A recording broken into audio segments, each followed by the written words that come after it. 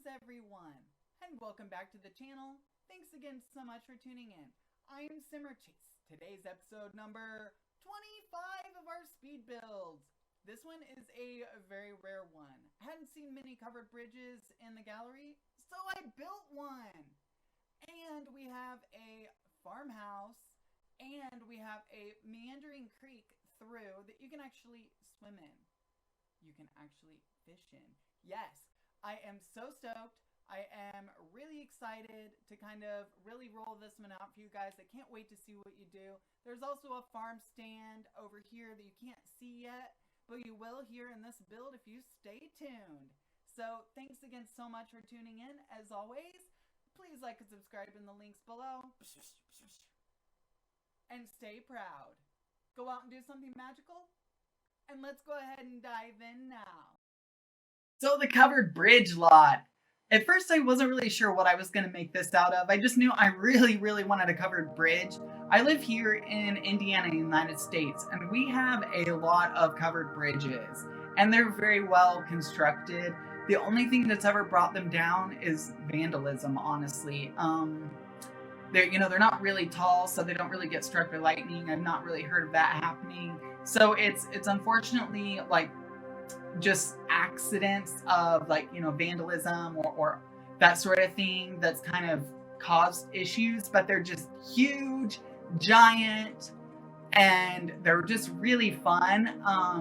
And I was actually scared of them when I was little because they're just kind of planks, like planked together, and then there's like little tracks of wood that kind of keep your car, that you have to drive on to keep your car from going like into those cracks. So you've got to stay very straight when you're going on this bridge, or you might fall off from the track and then kind of get wobbly and be on the actual trusses of the bridge, basically, which is just one layer of wood, and then you have the strips for your tires.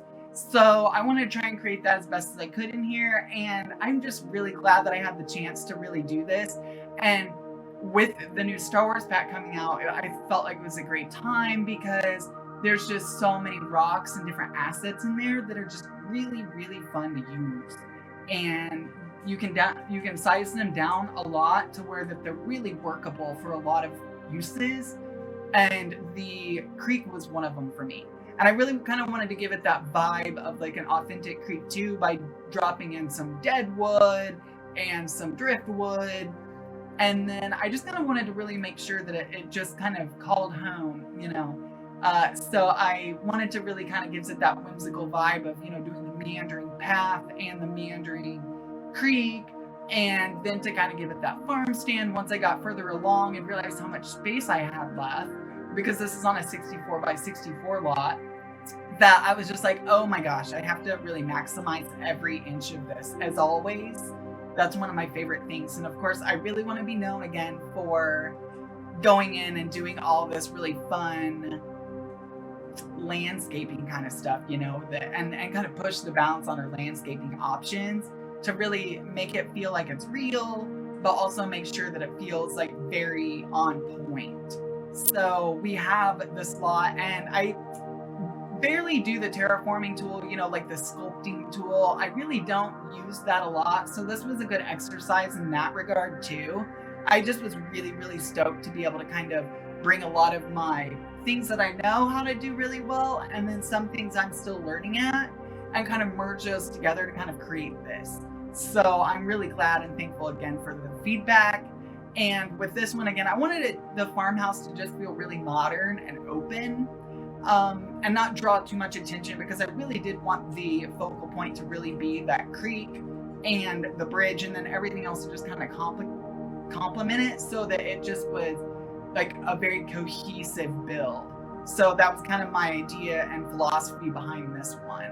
So right now, I'm just kind of getting in my driftwood, getting in like the more realism stuff, bringing in all my trees. I wanted there to be a lot of fruit trees. Here we have apple trees, we have peach trees, we have just all different kinds of like the northern, more hardier tree plants up here. So I just really enjoy being able to kind of use those in the game. And then of course with our nifty knitting, we got a ton of new porch plants, as I call them, which are like the fun little, knitted pot holder things for like potted plants. And I just really like being able to use those as well. And then of course we just got the new pergola. So I was like, oh my gosh, I have to be able to use this pergola too. I have plenty of space for it, using it. So got that. And then once I kept checking all my boxes, I was like, okay, now it just needs the rocks.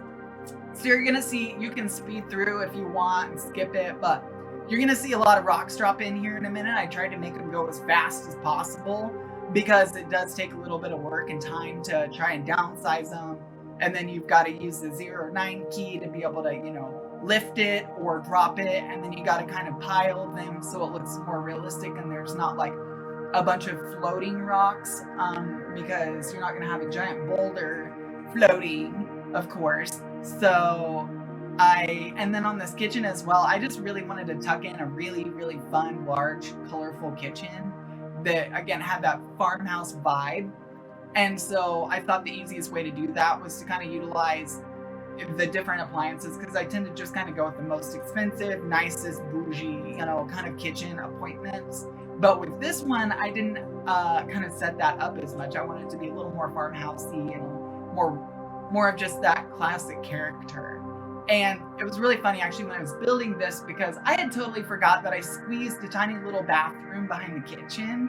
So you're gonna see me circle back in a minute and actually take out a couple of the upper cabinets and also kind of reposition the trash can a little bit because I goofed and forgot about it. And so then I, pop it in and it's there and stuff. That would have been a super disappointment if I would have got all the way through and uploaded it and then been like, crap.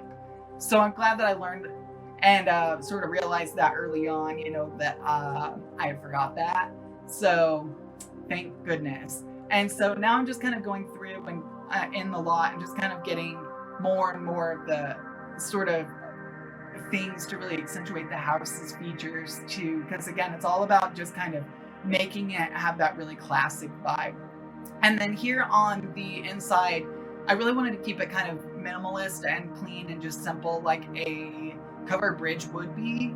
But I've not really seen many covered bridges that have I don't think there are any with electricity, but I've not seen many with lighting, because again, that would have posed obviously a fire risk and someone would have to go on a regular and torch it, like with torches and actually hold, and so by then you're probably going to burn the thing down, which is really the only sort of thing that's ever really happened to a bridge for the most part. So I then kind of come through here and thought about the farm stand. And when I thought about farm stand, I thought about some of the places that we have here and the farms that we have here that you can actually stop off and buy stuff. And you can also maybe sit and have a cup of cider, or you can go into their little novelty store. So I kind of want to make a little version of that here as well. And so we have the little novelty store, you can go in and buy stuff that might be handcrafted. You can make a flower arrangement, take it home. And there's just a variety of different sort of things that you could do out there. There's a lot of pumpkin carving stands, because I really wanted this to be very festive as well, because here in Indiana, we actually have the Covered Bridge Festival. I'm sure they're maybe in Ohio or other states too, but I'm very familiar with Indiana's Covered Bridge Festival, which is kind of like a over-glorified yard sale. So that's kind of why we have this farm stand and we have that stuff, but it's neat because it's got the regular yard sale-y items that people are trying to, sell, use things or whatever. But then you have a lot of other things where you can buy chickens, or you can go and buy anything, almost really, that could fit on the back of a truck and go to sale. So you've got roasted nuts, and you have cinnamon or spices and things like that that are handcrafted, or honey. So it's really fun to be able to kind of go through and try some of the samples. And it's sad that this year we're not going to have that option, but I know it's going to be back better than ever next year.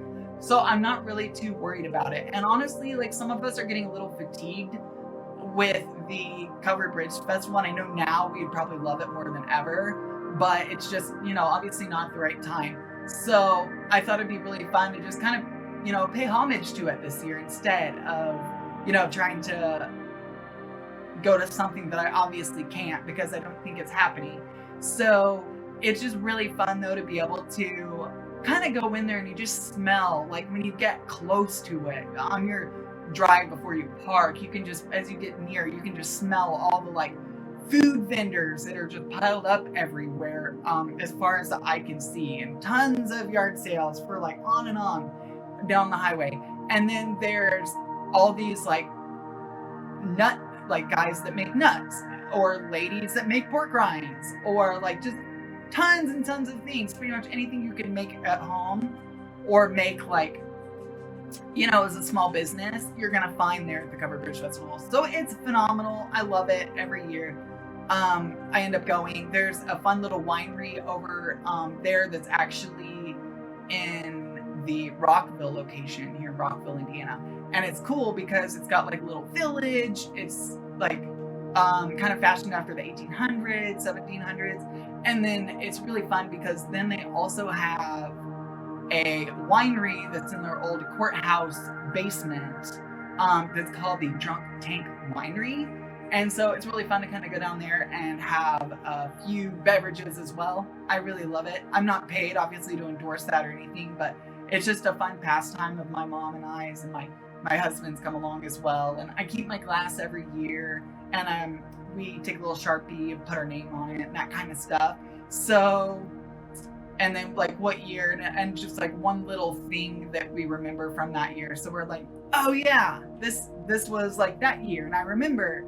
And then sometimes we'll even mark down like what year we tasted of wine, or like what wine we tried.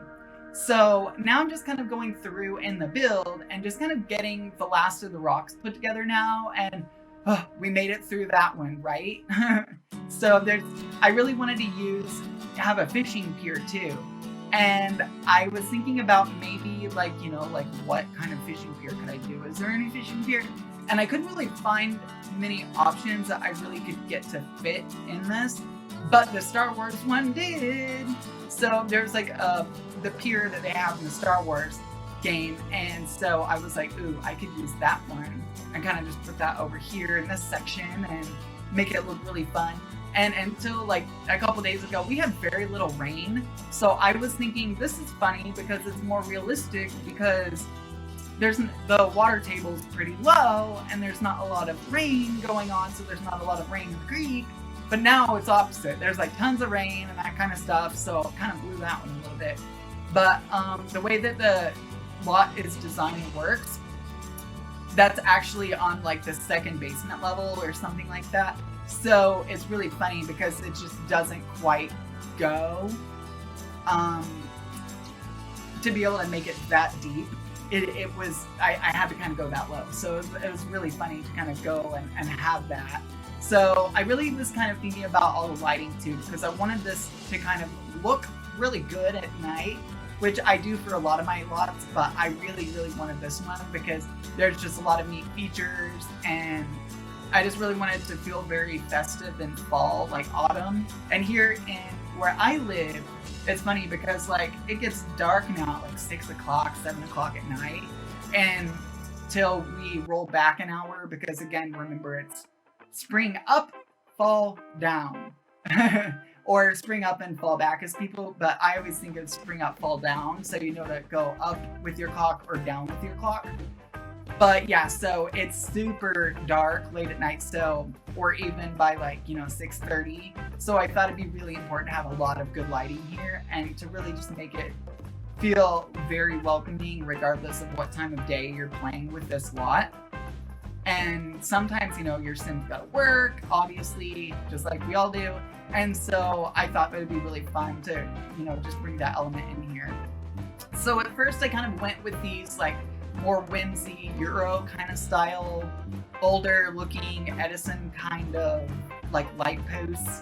But then I decided to kind of swap it a little bit and get rid of a lot of those towards the end, because I ended up finding and liking, I think it was from either, it was Jungle Adventure, it might be from Star Wars, one of the two packs, but those really fun, or it may actually even be Get Famous now I'm thinking about it. Yeah, it's probably Get Famous, because it's like a site or a set prop. So it's really cool because they actually have like that piece in there to where it's so handmade looking, and it just looks more like it would fit in the element and vibe I was going with here. So it's just really, really fun and kind of interesting lighting that you'll see going in a minute. When I kind of realized, I'm like, oops, I could go even one step more on this. So it's also eco-friendly in this lot, and I think that that's really important, and something, here's the lights now actually as you're seeing them go in, but something that's really important, I think, to really embrace, and I'm glad that The Sims is definitely including it in the game now. But the eco-friendly features, like, and the extra bills and eco lot kind of stuff is just really important, because I think that it's a good thing for people to keep in the back of their mind as we make decisions and choices going forward about everything from politics to what we buy to just everything, you know. And so this is one more thing of like, oh yeah, I remember. Even if it's just from like remembering from The Sims, you know, it's definitely good to have that in the back of your mind and think about a little bit more. So I'm just kind of going in between now and kind of remembering and filling in my holes and my gaps a little bit before I really get going on the interior. So I kind of start building from the outside and in. So you may actually see it kind of flip back and forth between the farm stand and then the house as well, because I'm like kind of pivoting back and forth between to just kind of fill them both at the same time, and then I'll end up pivoting up to the upstairs then after that. And I just really wanted to make sure that I had like all the detail and that I didn't really forget anything.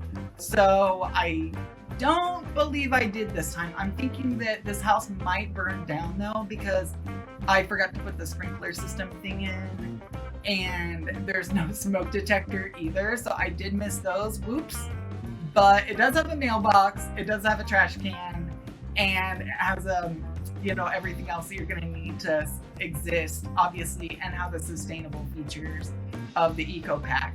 So it's just kind of like hilarious in a way, because that's kind of the problem with a lot of, you know, rural areas and stuff, is that there's just not enough fire prevention or fire proactivity, or then when and if it happens, then you end up with like, you know, there's like it takes forever for the firefighters to get there. So it makes sense to have sprinklers. So if I could redo this lot, I would probably just add sprinklers. I really enjoyed being able to do a lot of the farmhouse vibe stuff. I tend not to go with the farmhouse. I like more craftsman style, which is very similar to farmhouse, but just a little more unrefined. And so I just really, really enjoy being able to do a lot of color and a lot of style in The Sims. And so this is one that I hadn't really been able to touch on yet. And then I really love being able to utilize the pergola in a way that I thought was fun. It's just very versatile, and that's what I really like about it, because there's so many different color options that they created and swatches that just makes me really, really stoked that we could actually even utilize something like that now. So I would say my only other object I really want for nostalgia purposes is two, I guess. The funky purple and pink hot tub from Hot Date in the original Sims, and then also the funky heart bed from The Sims 1 as well, Hot Date, because it was just hilarious and they were fun, and you had to put a little quarter in, or 25 simoleons, or 1 simoleon, depending on where you were, like. And so it was really funny because you put it in and it vibrate and that kind of stuff. And that was actually the only bed you could actually woo in at the time. So it's really funny how far the game has come, even though we sometimes will kind of dwell on how far it still has yet to come. It is really good to really think about how far it's come, especially because of our feedback. So I just really love being able to have the community and have that outlet. It's so exciting and so much fun. And so now I'm just coming together with the upstairs, and I really wanted it to be like a really cozy but very large floor plan that was well used. So there's like a teen sort of young adult room, there's the parents' room, or if both the parents want to sleep separately, they can. And then there's 2 kids' rooms as well. If we had bunk beds, which I don't use any I try not to use any modded content ever. And so this is one of those, like, again, I don't use modded content. So there's no bunk beds, but if you had bunk beds, you could definitely pop those in and really fit quite a few Sims in too. So that's a really exciting part, and I hope someday we get them, because I really only use the like OG Sims stuff from EA. I don't really, because I tried when I had Sims 3, I tried the like custom content and all that kind of stuff. My game just got really, really, really buggy. And then when I tried to get rid of it, it was just even more buggy. And so I don't want to ever like accidentally break something in my build that I've now had going for 6 years to just have it like, you know, go away and vanish or like junk out on me and stop working. So I just wanted to make sure that this one was just right on with it and that it was just perfect, like through the years, and not get broken or buggy and that kind of stuff. So that's why I really just kind of pushed on making sure that I don't do that. So with the bunk beds, someday, hopefully, and I'm even hoping maybe we can see that come in for this next pack that's being talked about. Was launched yesterday. They gave the like formal art and the logo. And then today we get to see the world. We get to see the really, really, really fun detail of what they've been working on. And it makes me excited because I feel like they really put a lot of effort, energy into one-upping themselves every time they go along. And I feel like that this one was really cool because I think they had it in development for a really long time. I think they probably put this one in development immediately after Seasons, and then, you know, like pretty much right after that for the most part, because it seems somewhat similar to that. So it's like basically like Jungle Adventure and Seasons had a baby and then had a lot more new content too. So I just like really stoked to kind of see and figure out that one. So it's at 3 o'clock today, Eastern Standard Time. They're going to be announcing it and revealing the trailer, and I cannot wait. You're going to see a lot of fun stuff come from me with that pack, and I hope you guys stay tuned for it. I think that it's just a really, really interesting, different time for The Sims, and I look forward to doing a lot more with the game. So here is our final reveal of the house. So thanks again so much for tuning in, guys, and I'm really grateful for you tuning in, as always. Stay proud and go out and do something magical.